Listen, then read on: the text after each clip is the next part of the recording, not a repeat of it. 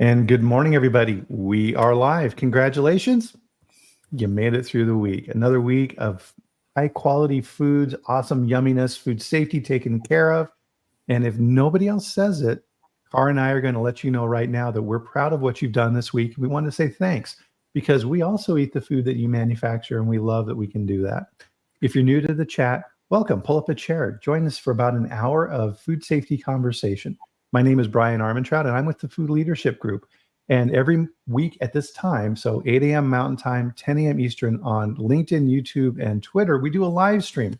And I bring on an amazing guest to talk about a food safety topic. And this week, I'm always happy if you're a veteran of the chat and you come here quite a bit, you're always happy when Cara's here. So Cara Mikkelson with ChemStation. Cara, how you doing? Good. How are you, Bryan? It's a pleasure to be here as usual. So. Oh, absolutely. So what you'll notice about this and what we enjoy about this and what Cara is so good at is this is an interaction. This is a discussion. This is not meant to be a presentation or a lecture where we're doing this and telling you what you have to do and the shalls and the shoulds. No, this is meant to share information for food safety because food safety is not a point of competition. We're all in this together. So one of the things that we love to do on the chat before we get started here is we plug in where in the world you are listening. And I say world because that's definitely the case. We get people from all over the planet who join us for the chat. So I am in Loveland, Colorado. Where are you at today, Cara? So today I am not home. I'm actually at my folks' house in Sheboygan, Wisconsin, which is actually a little known, well, it's kind of a big known fact. We're actually called the Maui of the Midwest. So it's Really? right on Lake Michigan, and there's a lot of surfing that happens on Lake Michigan at our the way that the shoreline lines up. It's called the Maui of the Midwest. Wow, I didn't know that. That's super cool. Isn't that funny? Yeah. I love the, so it looks like your parents have a picture of the stadium there in the Of course, background. the Packers Stadium, they have season tickets, so it's a Wow, really? big deal. Oh, yes, for the Holy moly. last 20, 30 years, so Yeah, yeah. I've read that people will actually put these seats in their wills and pass them down in their families. It's been willed to my brother and I, so it's in the will. That's crazy. I love it. Yeah. Well, here in Colorado, so it's March, which is a crazy time of year here in Colorado. Believe it or not, this is when we get our most snow in Colorado, is the month of March.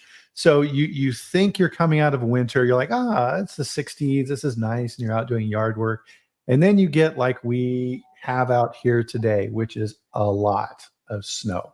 And it snowed for at least 24 hours straight. And of course, this time of year, it's not your typical fluffy, fun skiing snow. It's the wet, heavy, oh my God, I'm going to throw my back out when I scoop this snow. So hopefully it'll melt. But I mean, that's the other side of it too. It'll be in the 40s today. It'll be back to the 60s in I think like 2 days. So, it's great for the plants. There's no longevity to it, so that's a good thing. Yeah, absolutely. And so with the chat, one of the things that we always do here, everyone, is please join Cara and I for a drink of your favorite beverage. Cheers. Cheers. Very nice.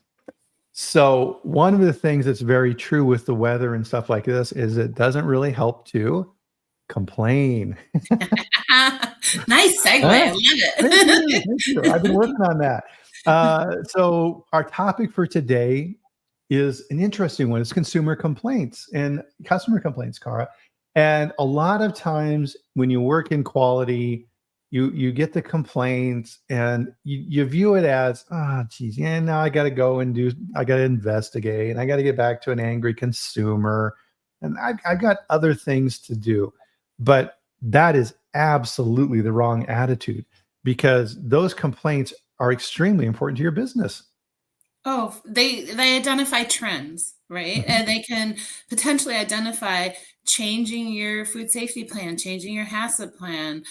All those can play into those complaints. And yeah, of course, none of us like to have those criticisms, right? But they're really there to help you many times. Yeah. And with those, I think part of this, Cara, as well as we get started here on our chat today, and Good morning, Cortland. Yeah. Yeah, the mountains when you get the snow like this are absolutely beautiful. I agree. Um, so as Jose would say, right, we need to define our terms and our standards and these type of things. And that's what's really cool about the chat is with our experts that we have on the chat, these lessons, right? Repetition is really important for learning things. And Jose is very good at that of, okay, here's what the CFR says, here's what these standards say, here's how you need to interpret these things. And you always need to start with that. And one of those is definitions. So with that, Carl, what is a complaint and what type of complaints are there? Well, in my experience, and there's several different kinds of complaints, right? And you were talking about there's the consumer complaints, which is usually what we tie to the actual end user, right? Our actual, like I told you the story about my mom 25 years ago, opened a container of sour cream and it was moldy, and she's not bought that sour cream since then, right? So there's those types of quality complaints. So the people, in fact, I just had a friend that opened a bag of green beans and there was a piece of wood in it. Now I don't know. Yeah, I don't know where that came. But again, so it's not going to necessarily hurt you, right, or harm you. But it could be, it's a nuisance. And then, we have the safety complaints, obviously, where we have, potentially like the metal in the product and things like that. So, our end user, but then we also have the customer customer. So our customers, so if we're manufacturing ingredients and things like that to the customer, we might get complaints from those, end users, essentially, that will play into our programs and understanding what our process is like. Yeah, and I held up my coffee because consumers consume, right? They're the end of the chain. And so a good way to think about that is if you're a food manufacturer, you send your product and you deliver it to a grocery store. So Kroger or Walmart, they're the customer. Then they sell to the consumers. And you need to think about those complaints in those two different buckets because they're two very different channels for resolution. The retailer is going to want a much more detailed response from you. Hey, we received in this pallet of stuff from your distribution logistics and they were damaged. We want a corrective action plan and we want an investigation and we want a conference call where we're going to beat you up for an hour over why these things didn't work. And generally in those type of things, it's much more detailed. And you need to understand through your entire supply chain who those people are. Now, it also works the other way. So as a manufacturer, if I'm making coffee and I got my nice foamy milk on top of it, if I'm making these products, I have suppliers who are supplying me and I am their customer, right? So now if I have a problem as a manufacturer and I'm making dairy products, I get a complaint at them and then they have to respond back to me. And so the chain kind of continues. Exactly, right? Exactly. Yep. And it's important to understand where they fall in the process because it's going to, then you're going to be able to respond appropriately, right? To that action. Exactly. And you brought up a good point. And good morning, John Henry and Austin. Good to see everybody. Hope Austin's here in the Denver area. So he was probably digging out here this morning as well. So with these type of complaints, it's very important. And you mentioned this, Car, and I don't want to gloss over this, is there's two main buckets of complaints. And you need to make sure that your processes and procedures in your company are set up for these two different types. And that's quality complaints and food safety complaints. So what are the difference between those two? Well, and just like that example that I gave with the mold on top of the sour cream, that's a good example of a quality complaint, right? That it's going to be something that your consumer is going to look and be like, wow, is it going to harm them? Probably not, right? It's a yuck factor, right? But when we get into the complaints where your people are getting ill from your product, that's going to be that safety complaint potentially, right? Depending on your analysis and your root cause, that could be that more safety type of complaint. And again, you're going to respond, and not that you're not going to respond to a quality complaint. Certainly, there's going to be procedures for that. But those safety complaints need to be highly investigated, right? And Right. pulled in the appropriate level of expertise on those. Right. And that's a good point, Cara, because your quality complaints, they can escalate if you have a big enough issue. And you do not want to treat your quality complaints frivolously. So if your mom contacts the sour cream company and says, hey, there's all this freaking mold, what are you people doing, right? And you go back and go, that's just quality. Here's a coupon. Quit your whining, right? Right. Oh, right. That's really, really bad. And how long ago did that issue happen? 25 years ago. 25 years, She's right? never bought that since. That stuff, right? And she goes to church and says, hey, don't buy this brand of sour cream because I opened it up and it was gross. And Yeah. somebody else would say, oh, yeah, I saw that too. And all of a sudden sales start going down and you have no idea why.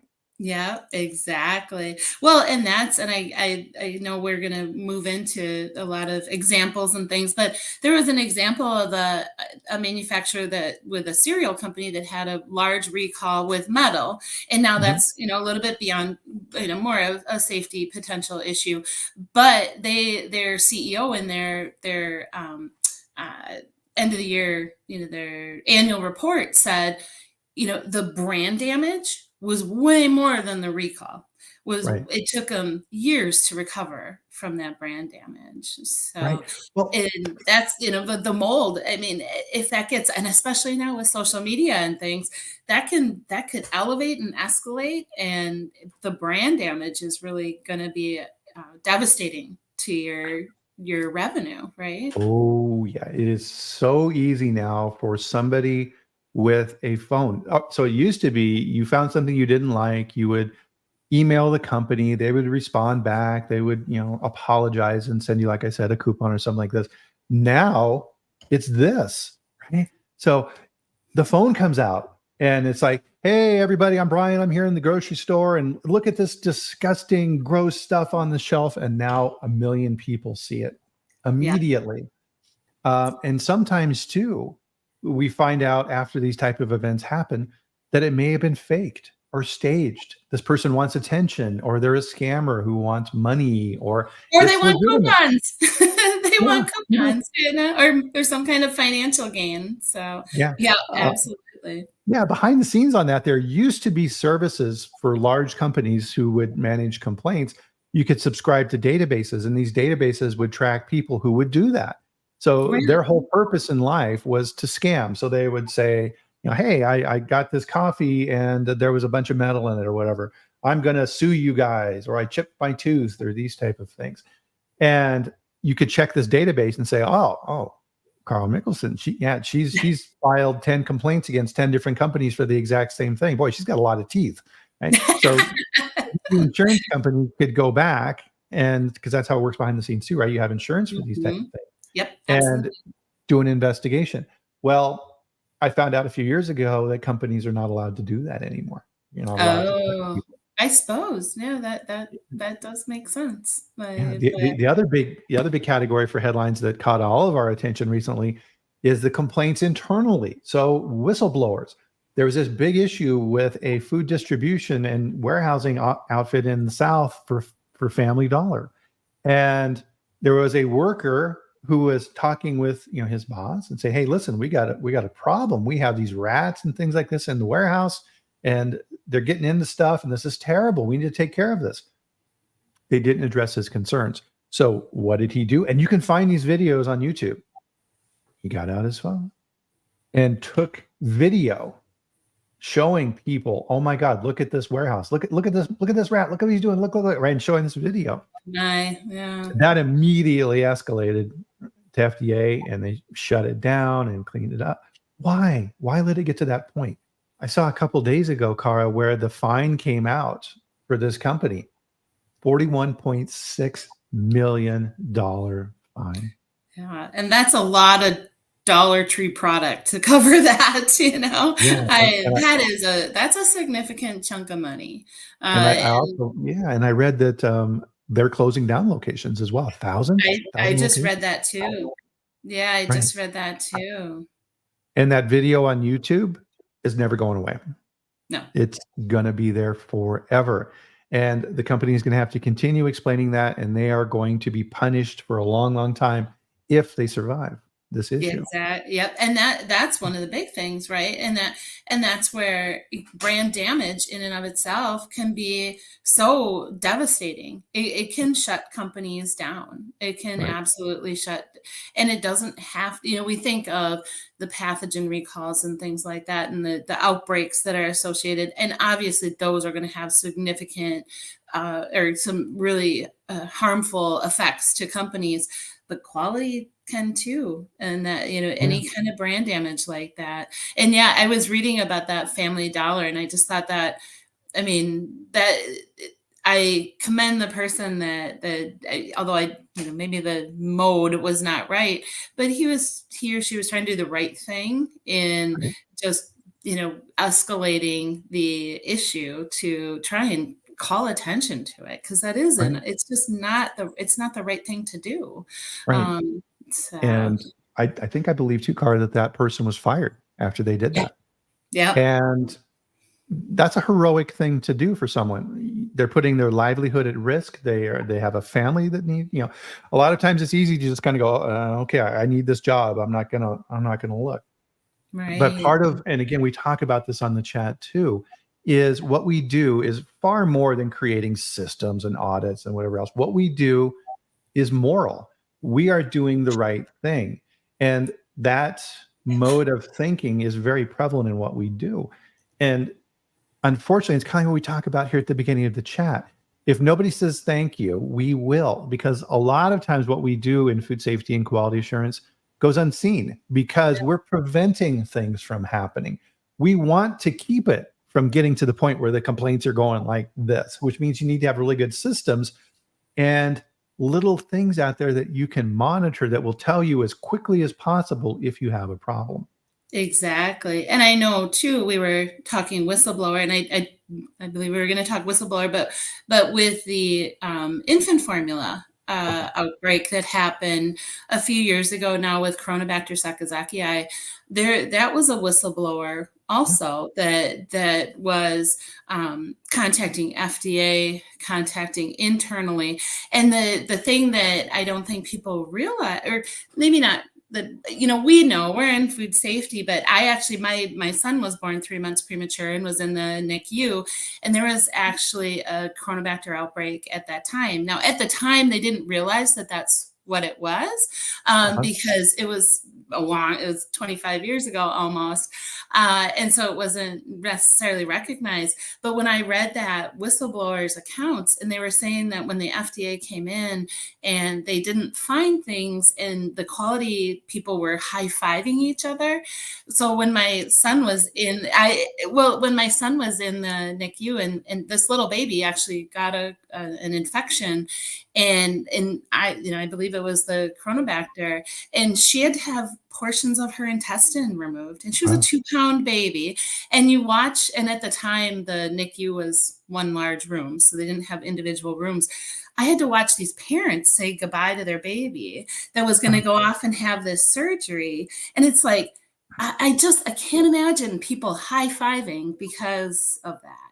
right, I mean, that's kind of how you equate it, right? And it's like, mhm, oh my gosh, that's exactly why we do what we do, right? And right. she survived. I mean, fortunately, she survived, and has lived seamlessly throughout the years. But how awful, just putting parents through that. I Yeah. can't imagine. So, Well, and yeah, and I think that's a good analogy and story because sometimes we forget. We think this is a game, right? Oh, okay, I'm going to get a high score and on my audit, and sure, there's some problems, but I'm going to hide those from the inspector who's coming in, and I'm going to make my plant manager happy. No, and we get caught up in kind of our internal bubble, which is part of our theme for the talk here today. Is no, you need to get outside of that bubble. Nothing else matters beyond the consumer. And a lot of times we forget that. And that metric, we need to monitor those things and make sure that we're treating those activities and treating people with respect. And back to the food safety piece of it, having a really, really clear program in place with lots of training for those people who are interacting with the consumer, that if one of those consumers says, not, I found a piece of wood in my can of green beans, but I ate these green beans and I got really, really sick. Oh, Right. that needs to be immediately escalated. And whenever I put together procedures and programs in this area, I always make sure that that is crystal clear, is that if there's any even hint of a food safety issue, I need to know about it immediately. Right. Yeah. And that's absolutely impertinent, right? You have to have those types of escalations. Right. And so part of this then too is the investigation piece. And depending on trends and how you're looking at things and food safety in particular, you need to have systems in place for getting more information, because consumers are not, to your point, Cara, they're not food safety professionals. They don't know what questions to ask. They don't know what the code date means on the side of the package. So you need to also then be able to train the people talking. Number one is, so you contact me as a consumer car and say, hey, found some freaking wood in my green beans.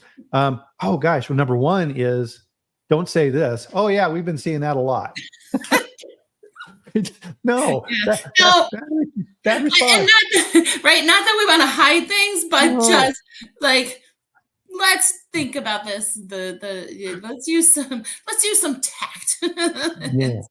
And it's very important. We know as ourselves, as consumers, that if you're in a restaurant and the meal comes out and it's your steak's cooked wrong or things like that, if you pull over the wait staff and say, hey, I ordered medium rare and this steak is rare. I if they roll their eyes and grab it off the table and go back, and then you hear the chef in the back going, rah, rah, rah, rah, rah, and then the steak comes out and they throw it down on the table in front of you, are you going to go back to that restaurant? No. Right. Plus, you're also thinking, did the chef do something to my steak? Do I really want to eat this now? But Exactly. high quality, right, which is why we use this word, restaurants and things like that, the wait person is going to be like, oh, Mr. Armentrout, oh, you're right. Does it matter if that person thinks I'm right or not? No. It's like, you're absolutely right. Let me go back to the kitchen immediately and I will bring out your steak right away. In the meantime, is there anything else I can get you? And again, I'm very sorry for this, right? 100%, that slight tweak is imperative. And your teams need to understand that too when they're picking up the phone or reading the email. And we all know with the different modes of communication we have now, it's very easy to fire off a snarky little response in the email. No, you still need to follow the basics of good respect and communication. Well, Ms. Mikkelson, we're very sorry for your experience with our product. We do everything we can in our company to make sure our consumers are 100% satisfied, et cetera, et cetera. And you're going to remember that. Conversely, any bad experience, you're going to remember that a lot more. And your For mom sure. over the years, I'm sure, has told the wood and the green bean story to a myriad of people. Absolutely. No, oh, for sure. Book club. Yes, it is. It has traveled, right? The stories Yeah. travel. And you're absolutely right in in making sure that your tone, and again, not saying that every single consumer complaint is going to be, pants on fire, oh my gosh, recall or anything like that. Because you were talking before about some people that kind of shopped for the coupons or shopped Yeah. for the reward. And so you do need to do your due diligence and vet those out.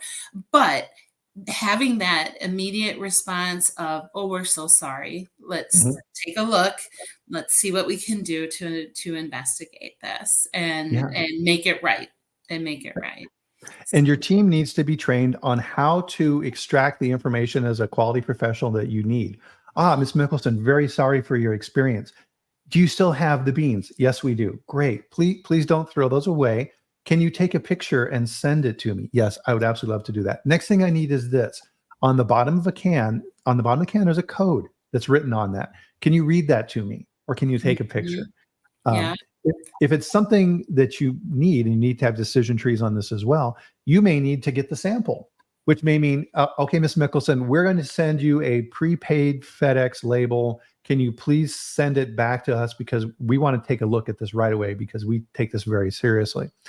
You could, in some situations, have to send people out. And there are companies out there like RQA and other companies. If you have a really serious escalated issue, you can send them out in the field and hire them to do these in these type of issues and say, okay, I need you to go in the Chicago area to 10 different locations, pick product off the retail shelves, and I need you to go to this consumer and pick up the sample from them. Right? You can get very, very specific on what Wow. you need to do. Mhm. And information at this key is just like everything else in what we do.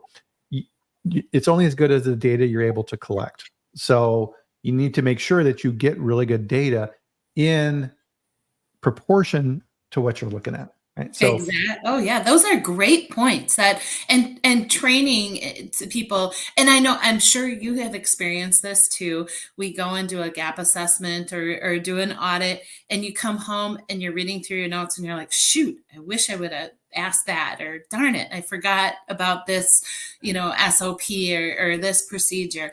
It's the same thing when gathering information about with consumer complaints. And that's why, like you were talking about when you were writing procedures, having those lists mhm, to follow, and that really guides you in gathering that information, because it's data and we need that data to make those decisions.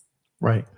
And the more efficiently, the more professionally you can do that, your reputation is going to go up, right? Then that conversation can change. So you could then start talking to your friends or your mom and say, "Yeah, I had this problem, and it was like, ugh, really gross, but oh my goodness, did they do an amazing job of responding back to me? They called me, they talked with me. I got a call from the vice president of quality in the company who talked with me and explained what happened. They sent me a bunch of coupons, and okay, I couldn't be happier, right? Right. You'll always have the issue. How you respond to the issue is what's important. Exactly, and that's really something. And again, I know you've written lots of procedures, and the procedures I've written for these types of things, I try and include a script, or Mhm. a checklist, so that they have something, and not that they have to use the exact thing, but be able to go through the script and understand and gather that information. Exactly. And the training piece of it, I'm glad you brought that up, is super important because if you're a large food company, odds are you don't have the entire staff on site for responding to consumers. There are companies that you can then hire who work with you. And it's actually important to have these set up because if you do have an escalation issue, you have the resources in place to build out tree banks. If you have a recall, odds are you need thousands of responses if you have a major issue. So working Absolutely. with the call centers and training them is imperative, and always remembering that that's hard work. Imagine working at a call center and answering complaints from different companies all day. That's brutal. So as a result, they have lots of turnover, which means you have to do lots of training. And so in my past, I had a person who was a regional quality person, and part of her responsibilities was managing the call center. And so she would work with the consumer affairs group and travel down to Texas about once a quarter, sit down with the leaders and the management and the staff and explain to them. And she would bring products and samples so that they knew what they looked like and tasted like. And we really nurtured that relationship because they were us. They were our outward facing. The consumer doesn't care. They Mhm. don't know that. In their minds, that is the company.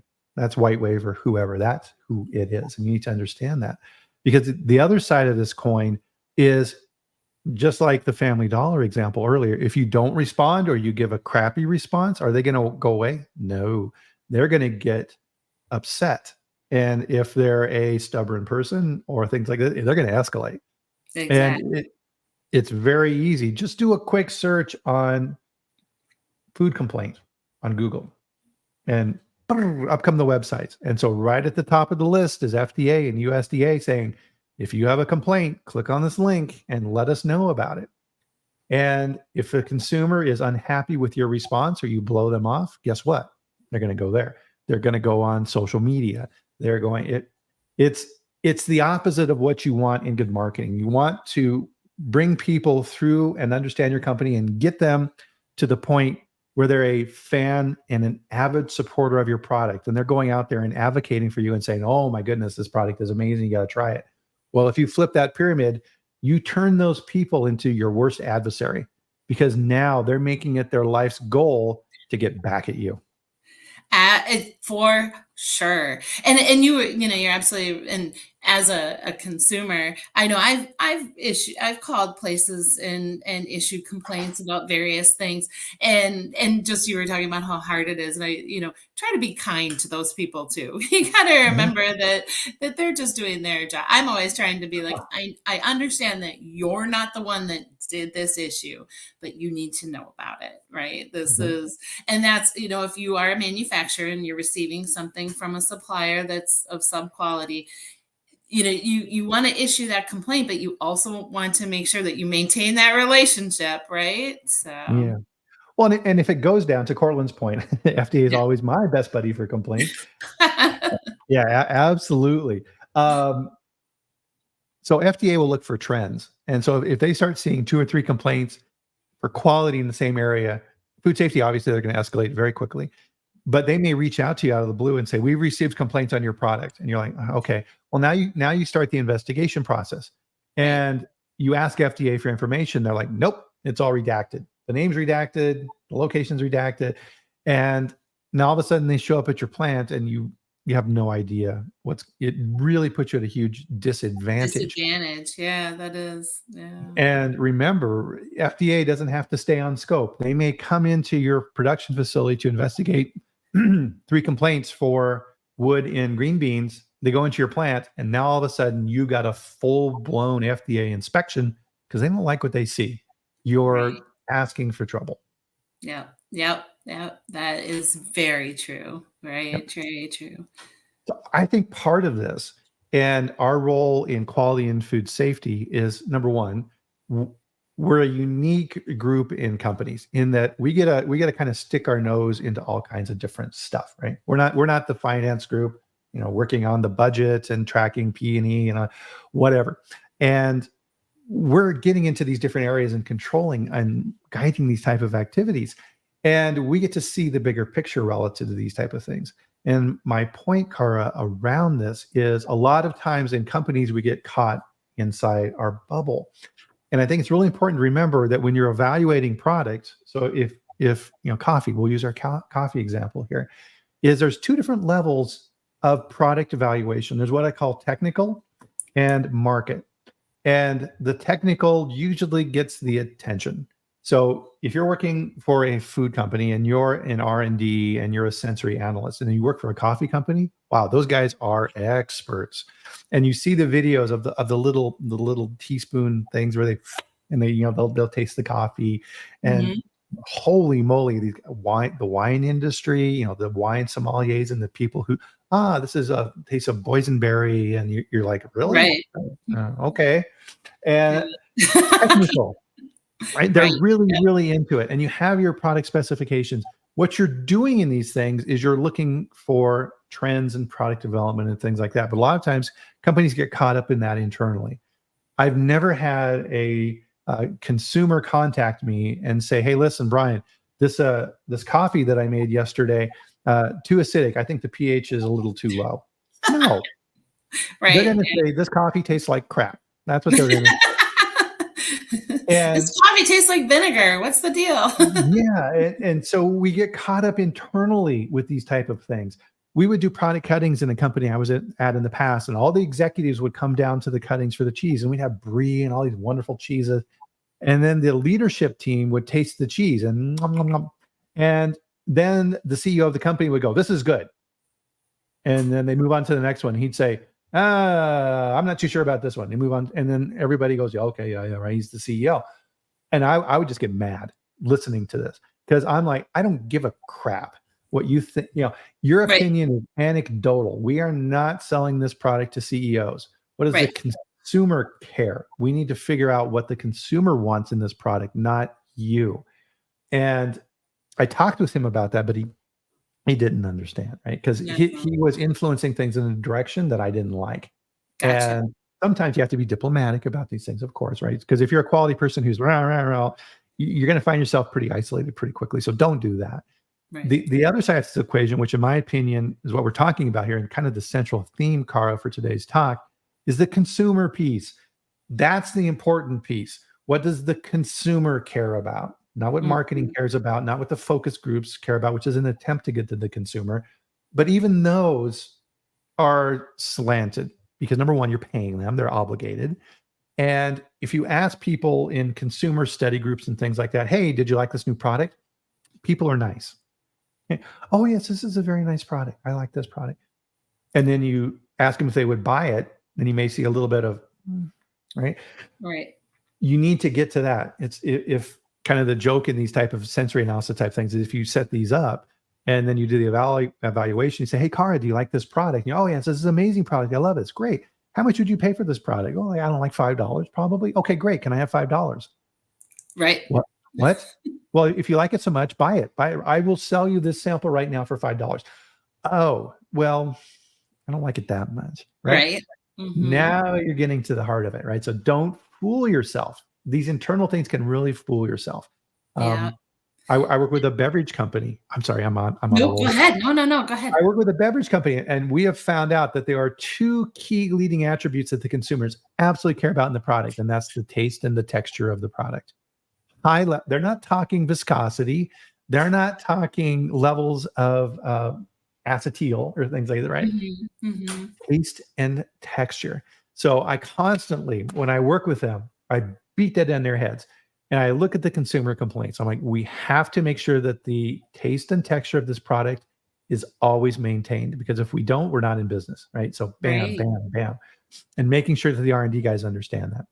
Absolutely. Yeah. And I had one kind of unique experience with this with a company that I was working with, and what they were doing was they were marketing a product to children. And this is where you think about like technical.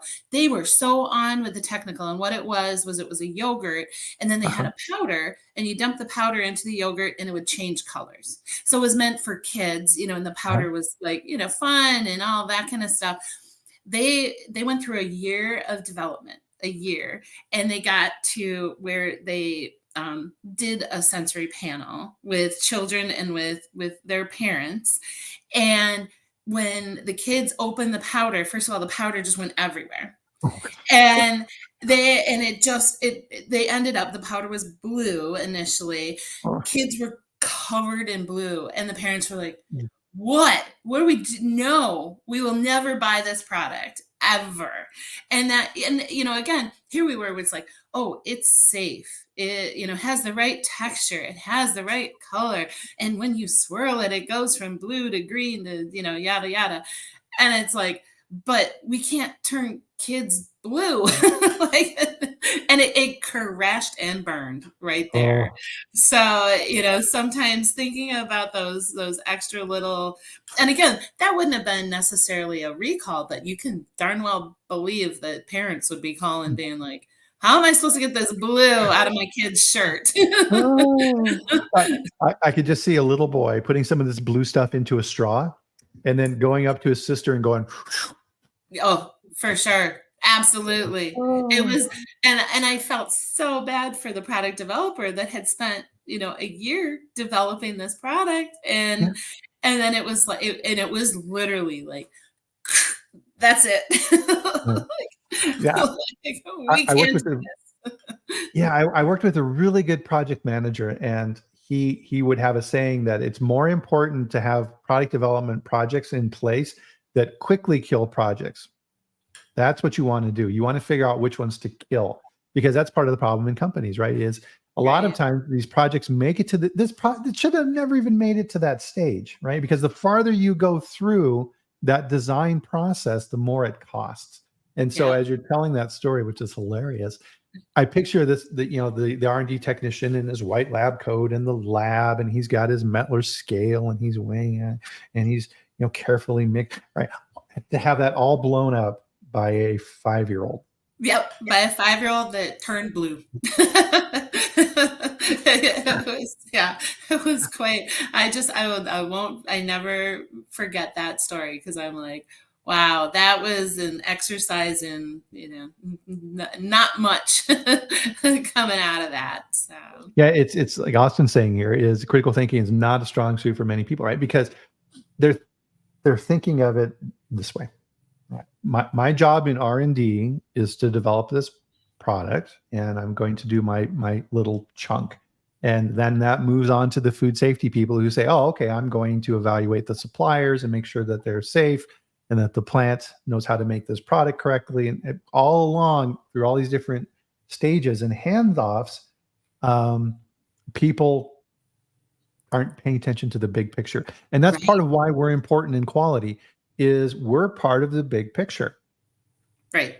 Yep. Yep. Absolutely. And that's what you have to. And I know I get very tunnel visioned a lot of times with food safety, right? And Mhm. rightfully so. That's my wheelhouse. That's where I live. But sometimes you have to think about the big picture. And it's like we were talking about earlier, where people, you don't want people to cut corners. You want people to do the right thing. But I also understand that you're pressed for time, and especially I mostly work in sanitation. Many times it's like, okay, here's a whole facility, clean it in 2 hours. I Yeah. get it. I do understand that there are those constraints, but you still have to think about the consumer, right? And the Mhm. customers, and think about their safety. And is it the right, is it the high-fiving over good results when you don't have good results? Could Exactly. result in that little baby, losing portions of the intestine. I mean, Oh, that's where I go. That's 100% where I go. So yeah. So yeah, Cortland had a good section. So design FEMA, right? So failure mode effects analysis. And Austin is iterating this as well, which is doing a pre-mortem, right? We always talk about post-mortem, what went yes, wrong, but this is right, like what could go wrong, which is a really, really good point. Looking at these things and saying what can go wrong with these type of activities. This reminded me of a funny story. What Cortland and Austin are talking about is at a past company we had a new product aimed at kids. It was a neat little cheese product in these little packets. It's good to have kids eat cheese, lots of calcium and good stuff for the kids. And the plant was on the West Coast, and the company headquarters was Northeast, and that's where I was. And we got samples from the plant, and the line had a brand new fancy thermal date code printer that we used for the product. If you work in the food industry, you know that inkjet printers have been around a long time. You've got a few lines of code, and they sometimes work okay, and you got to make sure they're clean, and it's got to have a nice flat surface and all the problems you have with. But when these new coders came along with this oh man, they were awesome, right? oh yeah, Perfectly cool code. You had multiple lines of information you could put on there. So as a quality people were like, oh, awesome. Okay, I want Best Buy, I want line, I want time, I want every little piece of information we can jam into that code so that if there's an issue, I can trace it back pretty quickly. Well, the plant looked at this space and there was some extra space, and they were being creative, and they said, let's take some pride in our product and let's put the name of the operator packaged by and that person's first name. I was like, and they did this all on their own. They didn't let anybody at corporate know. Mistake one. And they produced this product, and they sent samples to headquarters, and we start opening them up with marketing, and we're looking at them and everything. And then all of a sudden marketing gets really angry, the head of marketing, and he throws it down and he's like, what the hell is this? And I'm like, what's wrong? And I pick it up and look at it, and he's like, somebody thinks they're funny, packaged by Jesus. What the hell does it? He starts yelling. And and oh yeah, no, I start going, oh no, that's the operator's name, packaged by Jesus. Zeus. And he's Oh, like, that's not what it said. And you oh would not no, believe the firestorm that created in the company. And oh so my god, now all of a sudden the plant, right? All new directives come down from corporate. You're not allowed to change anything, right?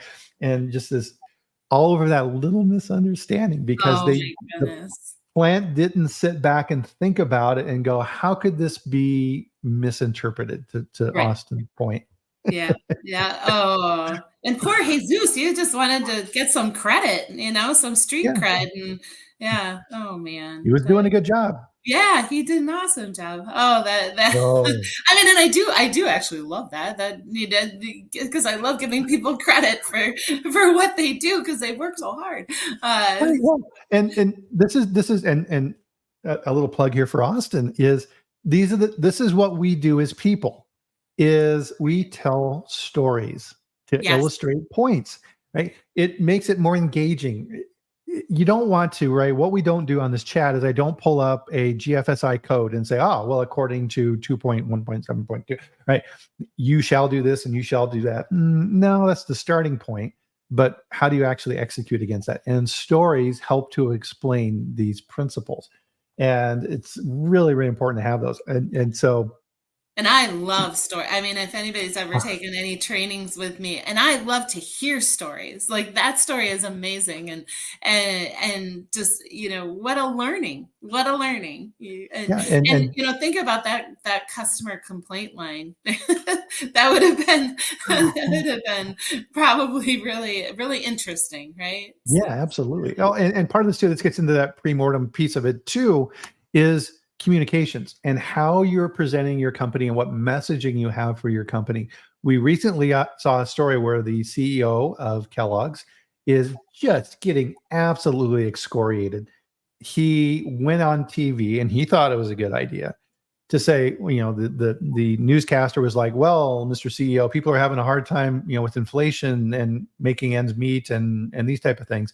And he thought it was a good idea to say, well, people can eat our cereal for dinner. That'd be really amazing. And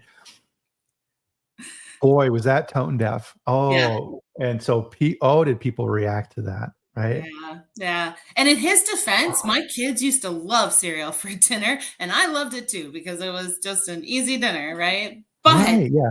But come on. Like, no, no, no, no, no, no. Very, Right.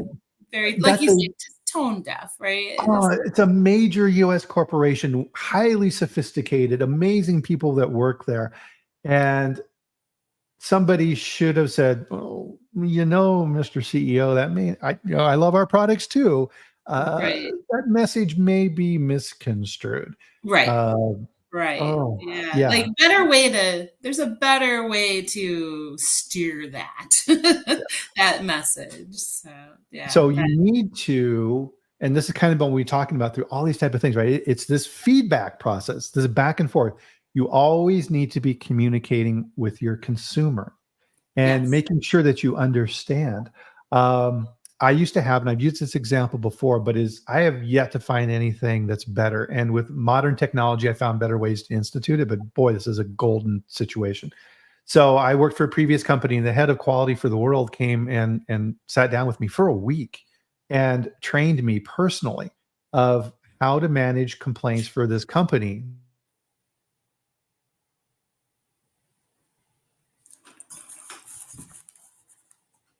And it was one of the most valuable during that conversation. And he talked about the consumer, and we had this questionnaire that we would put in the brie. And this questionnaire was only quality. And it was the short little thing, had maybe 10 questions. Nothing on there for marketing, nothing on there that could be misconstrued. We didn't even offer to compensate. So people would open the box, and we would do this occasionally. And we would do this to get the response rate that we wanted. And we would get about a 5% response rate, which was crazy good. Mhm. And people had to actually fill out this questionnaire and at the time mail it back to us.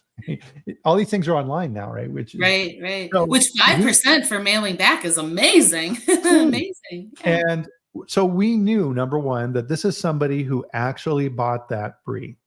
We knew that they cared because they took the time to fill out a questionnaire with no motive. We didn't offer hey, fill this out for $5. Fill this out and we'll send you a coupon. No, none of that. We sent them a coupon afterwards, but it was completely voluntary. And all the questions were quality. Marketing tried to sneak stuff in. No, right? They got shot down immediately. And it would be like, okay, when did you buy this cheese? And they would write the date. Turn over the bottom of the box. What's the date on the bottom? And then they would write that down. And they would answer a question. The questions were always three. It was like, is the color of this brie, right? So you have the penicillium on the outside of the brie, right? That nice, Right. pretty white coating on the cheese. And we would say, okay, is that white color on the outside, is that just right? Too brown or too white? And we would always do it like that. Oh, nice. Yeah, And yeah, yeah. do they care? Does the consumer care that's penicillium? Well, they probably ask more questions about, oh my God, I'm eating penicillin. No, you're not. We're just caring about their perception. Do you like the color of the cheese? Does it look good to you? That's what matters. That's what Right. matters. Yep. And they would answer these questions. And then we had a hedonic scale at the end. So on a scale of 1 to 5, how do you rate this product? And then a verbatim.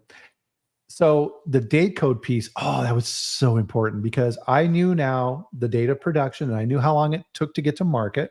And I knew the age of consumption for that cheese. So I knew how old it was in the shelf life because brie, right? Very fragile cheese. Yeah. Right? Yeah. And normally if you're pushing it on brie, you're getting maybe 70, 75 days. And I would get that information back. And now I could correlate in the consumer's mind, what were the most important attributes of that cheese? The color of the cheese, the taste of the cheese, the texture of the cheese, the questions that we were asking on there, and their score. So now I had these beautiful graphs that would show the average score for the cheese. And then once it got to about 65, 70 days of age, that score on that cheese would just drop off a cliff. So Oh, people were giving it, 4.8 out of 5, and then you would see it kind of move around a little bit. But once it got to that end of code period, right, the cheese is getting old, it's ammoniated, it's hard, it's getting brown, right? It right. would drop, and the score would go down to 2 at the end of shelf life. And it's like, from my viewpoint, perfect. That's we want the shelf life, and we'll back it up a little bit to make sure that the consumers aren't getting that bad experience. Exactly. No, Well, that's sales, great. And what yeah. great learnings. And like you can take that and move that to your production, to your Oh, yeah. process, to your procedures. Right. Absolutely. So now I knew, yeah. So okay, R&D, the number one thing that our consumers care about on our brie is the color of the rind. It needs to be super, super white and pretty. Make sure that we have a product that does that. Right. Number two is that average age of consumption in the marketplace. So if the sales team came to me and this happened and said, "Hey, Bryan, we're getting a lot of out of codes and write-offs on the retail side of things for expired brie. Can we have 5 more days of shelf life because that would really be awesome and we would cut our losses and these type of things?" What would I do? Hey, sales guy, look at this chart. Hold on. No, Yeah. no, you Mhm. cannot have 5 more days. Maybe R&D can reformulate to give a little more shelf life, but based on what we know, absolutely not. Right. And the best part to close out this story, and I apologize, it's a long story, but I think it's very No, it's relevant, great. I love it. is I would then have those verbatims from all those questionnaires typed up, and I would post them in the plants at I the love that. yeah, It's like storytelling, right? It's like storytelling. right, and it's a motivator for the team. And so we would post those once a month, and we would put them outside of the employee break room. And when we would post those, people, it'd be like you see these movies where people are going for a part in the play, or everybody gathers around the board to kind of see who got the role. Same thing. People would gather around and they would ask me if I was late on getting that posted. Oh, I heard about it.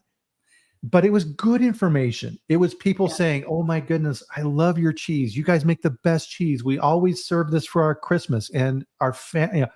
And people would, they were Pride in work, proud, right? proud. Yeah, yeah. And that's awesome. I love that. I think that is a because people like to hear that they're doing a Mhm. good job. Just like you said at the beginning of the talk. Yeah, We're so proud of you because you're doing such a great job. People want to hear that. And it's part of the food safety culture, right? It's yeah. part of the food safety culture. So So gathering that information is wow, that's impactful. That yeah. that brings it right back to the bottom So line. so so yeah. So part of this, right, is you need to understand how does your company communicate with the market, right? So this, I'm a really old dude who's been around a long time example, right, is old school, but the technique is correct. You need to figure out, how do I get outside of my bubble and how do I get this information? And you want to get this information as real time as possible. Because one of the gripes that I always talk about with my quality teams to make sure that we do is quality reports are nice, but they're always backwards looking, right? You're looking at information from the last month. Number one, Yeah. everybody should know this already. If they don't, you're not doing a good job of getting information out there. And it's for trend analysis. Okay, are complaints going up? Are they going down? What type of key things are we seeing? You're using this information for the future to put in preventive activities. And that's the important thing. So nowadays, we are blessed with all kinds of new technologies and ways of communicating with consumers. So how does your company do that? Most companies now have social media people, right? And they're on Facebook or whatever, talking with consumers and answering complaints and things like that real time. How are you getting that feedback? How do you understand that? So food safety, food quality, escalation, all those type of things. How is that being activated in your systems? And communication, right? Communication internally, not only understanding what your consumers and your customers want, but internally, what's the communication? So Right. that's another important, and training, right? We always go back to training and understanding, the expectations. Right. So, And you may be in an industry where all of a sudden now you're being targeted because there are activist groups out there who don't like certain things and they're out there pushing agendas. And you need to be aware of that and monitor that. You also need to, right? This is again, quality food safety. We're looking at big picture stuff. What trends are out there? What type of issues are going on? So we're seeing right now in the marketplace cinnamon. Oh, cinnamon, right. right? So FDA saw what happened with infant formula, right? They got slapped around quite a bit on that, and they're like, okay, we're not going to do that Yeah. again. Let's not And repeat, right? this Yeah. applesauce issue hit. It's in products for children, and it's big, right? Massive amounts of lead contamination. FDA took an action this week that I thought I've never really seen them do publicly. Is they went out and actually proactively started sampling cinnamon in the marketplace, and they wrote a letter to all of the cinnamon manufacturers, distributors, brokers, anybody who touches cinnamon, saying, hey, you guys need to look at this. There's a problem. Of the 75 samples that they listed in this letter, 15 had levels above 2 parts per million. And they told those companies in this letter publicly, you need to recall these. We are recommending that you recall these products immediately. Wow. So Yeah. what does this tell you from a bigger picture? Is consumer perception. Moms out there with small children know this is going on. They don't care if you have, let's say you read this as a quality professional and you put in these super robust programs for testing your cinnamon. We're going to test every single lot. We're going to make sure that there's no lead, and we're going to put out our cinnamon product. Does that mom care? No. So in that mom's mind, when she sees all of this public outcry around applesauce and contaminated cinnamon, in that mom's mind, or dad, whoever's doing the grocery purchasing, cinnamon, bad. I am not giving my young, sweet little child anything with cinnamon. Right? You need to Right. understand that. Yep. And Yep. And make sure that you're taking action before FDA or your consumers do, right? Take that action prior. Understand, like you were saying, understand the trends, yeah, understand what's going on in your space, so that you yep, can be proactive. Absolutely. yep. It's like Cortland saying here as well. Great comments, by the way, guys. Thank Yeah. you very much. Remember, FDA is doing this too, right? If you're not, they're doing it for you. And if they're ahead of the curve, they're going to let you know. You Yeah. need to do that, right? So I think that kind of, as we bring this back to the 30,000 foot level, Cara, is when you're working in the field that we work in with food safety and quality and things like this, proactive information is much more valuable than reactive information. And we tend to live in the reactive because it's closed and we know what to do. Reactive is easy. Proactive is hard, right? Yes. And that's Yes. why I think a lot of companies struggle with preventive actions versus corrective actions. You, as the quality person, you need to be looking at these and having things and saying, hey, senior leadership team, here's our complaints. Woo, going up. Not good. Not good. We need to bring this back down. We're not at critical yet. Your job is to be that canary in the coal mine and saying, oh, we got a problem coming. We need to cut this off. Right? Yep. Yeah, that's a great way to put it, right? Proactive, understand the trends, understand internal, external Yeah. trending and expectations. So, Yep. Absolutely. Any other closing thoughts? Because we're out of time no, already. we're already out of time. I can't believe it. Our talks go so fast, Brian. I can't believe it. Yeah. No, it's Yeah. fun. And Thank you everybody for joining. That's awesome. Yeah, yeah. great. And any complaints for the food safety chat, feel free to leave them in there, and I will respond to your complaints in a proactive manner. In a timely and proactive manner. Yeah, Yeah. make sure you complain to Brian, not to me. Yeah. And yeah, I promise not to block you. So with that, I mean, so Cara, as always, thank you. An amazing chat, and thank you to all Thank of our you. guests. Great to see you. So Jill, as I see, is back from SQF. So guys, you did a great job this week. All kinds of fantastic work out there. It's the weekend. Go out and enjoy yourself. Have a little bit of fun. And we'll do it all again next week. And so join us back here next Friday for the next food safety chat. We're live streaming on LinkedIn, YouTube, and Twitter. And of course, at this time. So 8 a.m. Mountain Time, 10 a.m. Eastern, wherever you're at in the world. And I will have another amazing guest on, just like Cara. So thank you, everybody. Enjoy. Thank you, Cara. And have a You're great welcome. weekend. Bye, everyone. Bye. Thank you.